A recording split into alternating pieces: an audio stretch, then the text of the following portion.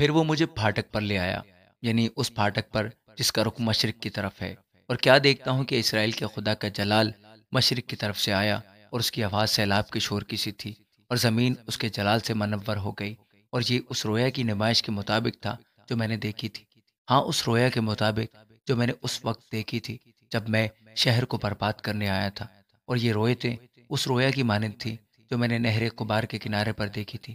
تب میں منہ کے بل گرا، اور خداوند کا جلال اس پھاٹک کی راہ سے جس کا رخ مشرق کی طرف ہے ہیکل میں داخل ہوا، اور روح نے مجھے اٹھا کر اندرونی صحن میں پہنچا دیا۔ اور کیا دیکھتا ہوں کہ ہیکل خداوند کے جلال سے معمور ہے، اور میں نے کسی کی آواز سنی جو ہیکل میں سے میرے ساتھ باتیں کرتا تھا، اور ایک شخص میرے پاس کھڑا تھا، اور اس نے مجھے فرمایا، اے آدم زاد، یہ میرے تخت گاہ اور میرے پاؤں کی کرسی ہے، جہاں میں بنی اسرائیل کے درمیان ابد تک رہوں گا، اور بنی اسرائیل اور ان کے بادشاہ پھر کبھی میرے مقدس نام کو اپنی بدکاری اور اپنے بادشاہوں کی لاشوں سے ان کے مرنے پر ناپاک نہ کریں گے، کیونکہ وہ اپنے آستانے میرے آستانوں کے پاس اور اپنی چوکھٹیں میری چوکھٹوں کے پاس لگاتے تھے، اور میرے اور ان کے درمیان صرف ایک دیوار تھی۔ انہوں نے اپنے ان گھنونے کاموں سے جو انہوں نے کیے میرے مقدس نام کو ناپاک کیا، اس لیے میں نے اپنے قہر میں ان کو ہلاک کیا۔ بس اب وہ اپنی بدکاری اور اپنے بادشاہوں کی لاشیں مجھ سے دور کر دے، تو میں ابد تک ان کے درمیان رہوں گا۔ اے آدم زاد، تو بنی اسرائیل کو یہ گھر دکھا، تاکہ وہ اپنی بد کرداری سے شرمندہ ہو جائیں اور اس نمونہ کو ناپیں، اور اگر وہ اپنے سب کاموں سے پشیمان ہو تو اس گھر کا نقشہ اور اس کی ترتیب اور اس کے مخارج و مداخل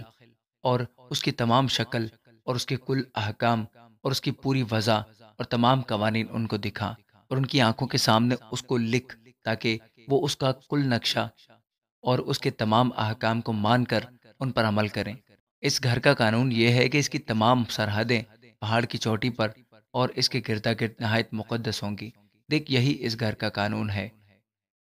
اور ہاتھ کے ناپ سے مذبح کے یہ ناپ ہیں، اور اس ہاتھ کی لمبائی 1 ہاتھ 4 انگل ہے، پایا 1 ہاتھ کا ہوگا اور چوڑائی 1 ہاتھ، اور اس کے گردا گرد بالش پر چوڑا حاشیہ، اور مذبح کا پایا یہی ہے۔ اور زمین پر کے اس پایا سے لے کر زمین کی کرسی تک 2 ہاتھ، اور اس کی چوڑائی 1 ہاتھ، اور چھوٹی کرسی سے بڑی کرسی تک 4 ہاتھ، اور چوڑائی 1 ہاتھ، اور اوپر کا مذبح 4 ہاتھ کا ہوگا، اور مذبح کے اوپر 4 سینگ ہوں گے، اور مذبح 12 ہاتھ لمبا ہوگا اور 12 ہاتھ چوڑا مربع، اور کرسی 14 ہاتھ لمبی اور 14 ہاتھ چوڑی مربع، اور گردا گرد اس کا کنارہ ½ ہاتھ، اور اس کا پایا گردا گرد 1 ہاتھ، اس کا زینہ مشرق رو ہوگا۔ اور اس نے مجھ سے کہا، اے آدم زاد، خداوند خدا یوں فرماتا ہے کہ مذبح کے یہ احکام اس روز جاری ہوں گے جب وہ اسے بنائیں گے، تاکہ اس پر سوگندی قربانی چڑھائیں اور اس پر لہو چھڑکے۔ اور تو لاوی کاہنوں کو جو صدوق کی نسل سے ہیں،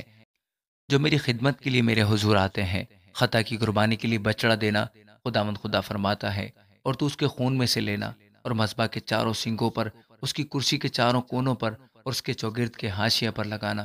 اسی طرح کفارہ دے کر اسے پاک و صاف کرنا،